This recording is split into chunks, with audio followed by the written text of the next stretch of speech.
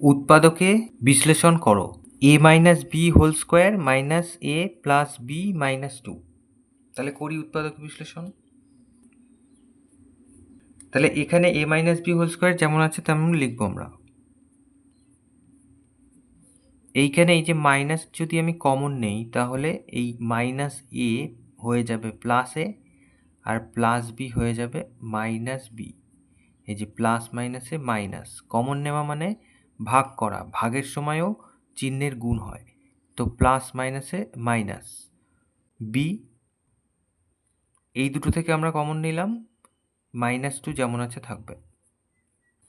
তাহলে এখানে এ minus B আর এখানে এ মাইনাস বি, দুটোতেই এ মাইনাস বি দেখতে পাচ্ছি।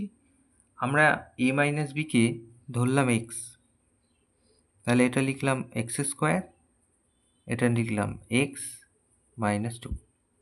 ব্র্যাকেটে লিখে দেই, ধরি এ মাইনাস বি সমান সমান এক্স।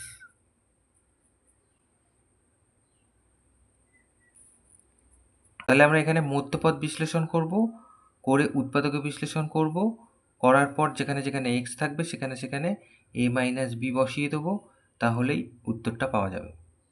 তাহলে এখানে দুইকে ভেঙে এই যে এক করতে হবে, একটা এক্স আছে মাইনাস এক্স।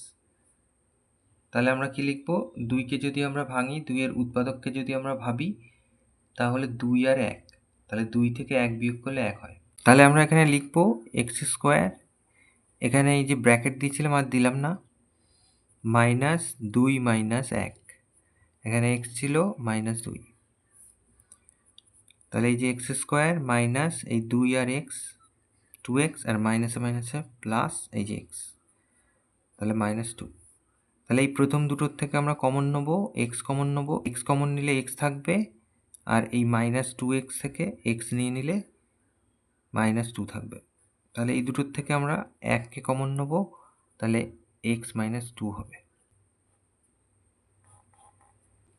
তাহলে এই দুটো অংশ থেকে আমরা দেখতে পাচ্ছি এক্স মাইনাস টু আছে, এক্স মাইনাস টু কমন নেবো, তাহলে এটাতে পড়ে থাকবে এক্স আর এটাতে পড়ে থাকবে প্লাস ওয়ান।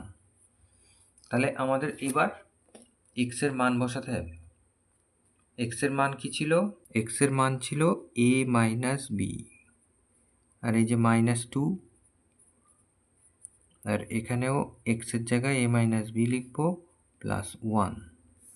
কেন লিখলাম, যেহেতু এ মাইনাস বি সমান সমান এক্স। তাহলে এইটাই আমাদের উত্তর, উৎপাদক বিশ্লেষণ কমপ্লিট।